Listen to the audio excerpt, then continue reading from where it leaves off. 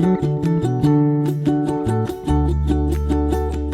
everybody, welcome back to HGTV Handmade. I'm Karen Cabot, and today I have a woodworking project for you. Don't worry, it is not nearly as intense as those hanging chairs that Marianne and Jason made the other week. We're going to be making this planter and picture frame out of yardsticks. These are perfect for back to school, and the only specialty tool that you'll need is a saw. No drilling this time, I promise. So let's start with the planter. I've seen a few different versions of this floating around online, but usually it involves gluing the yardstick to an existing box. Well, today I'm going to show you how to build this planter to be any size that you want. So obviously you're going to want to start with a few yardsticks or wooden rulers. Then if yours has a metal end like this, you can just go ahead and saw that off. Now the great part about yardsticks is that the measurements are already printed on them. I want my planter to be 4 inches wide, so that's where I'm cutting my first piece. Continue doing this until you have enough pieces to create the bottom of your planter.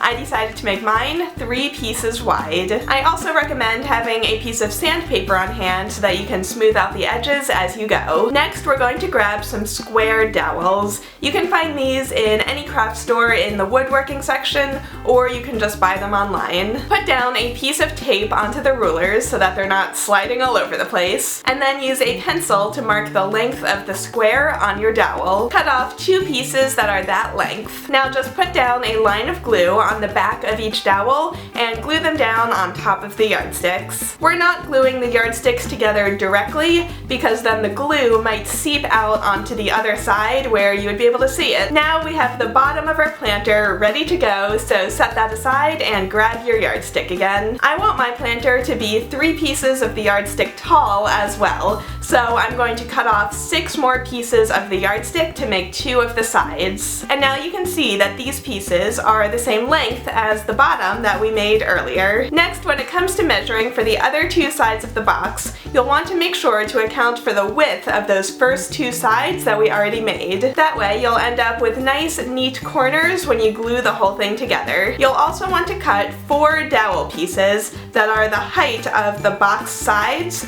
once you place them on top of the dowel that we glued down earlier. Now this step is totally optional, but to give the box a little more decoration, I decided to paint triangles on it. To make this pattern, cover the top of each ruler with a piece of painter's tape, and then cut out triangles to make your pattern, and then just stamp white paint on top, being careful not to let it seep underneath the tape. Carefully remove all of the tape, and you can use a craft knife to help peel up all of those triangles. Wait several hours for the glue to dry completely, and then it's time to start gluing the entire thing together. Begin by gluing down the bottom layer on all 4 sides, and then glue down your dowels to each corner, and then you can put glue on the back of the rest of your yardstick pieces and glue those onto the dowels. Let that dry overnight, and then you've got a yardstick planter that you built all by yourself. Now this final step is completely optional,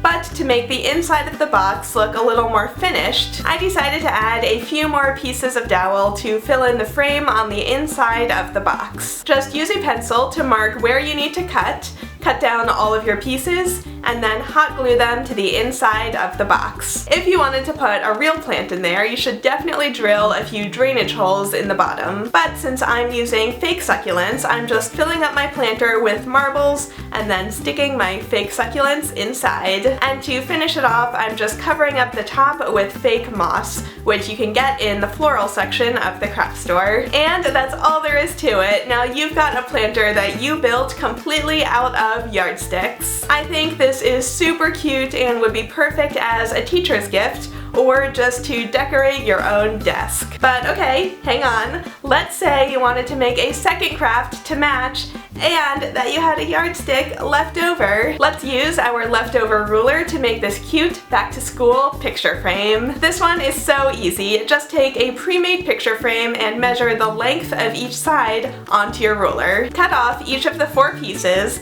and then to allow them to fit together on the picture frame, draw a 45-degree angle triangle on the corners of each one. Saw those triangles off to get a shape that looks like this. And once you have all 4 pieces cut out, just glue them down onto the frame. Let that dry overnight, and then you can frame your picture. I'm using this adorable photo of Marianne's daughter Lulu. For a little extra decoration, I also added these apple stickers that I got for $1, as well as a label that says first grade. And that's all there is to it. This is a great way to display your kids' back to school photos, and I think it looks adorable. So I would love to know from you, what would you build out of yardsticks? Would you make a planter like I did, or maybe use it as a pencil holder? Or maybe these yardstick drawer pulls that I showed you how to make last month? Be sure to press that thumbs up button if you liked it, and stay tuned for another back to school video on Wednesday and a very special dorm room DIY video on Friday. Bye everyone!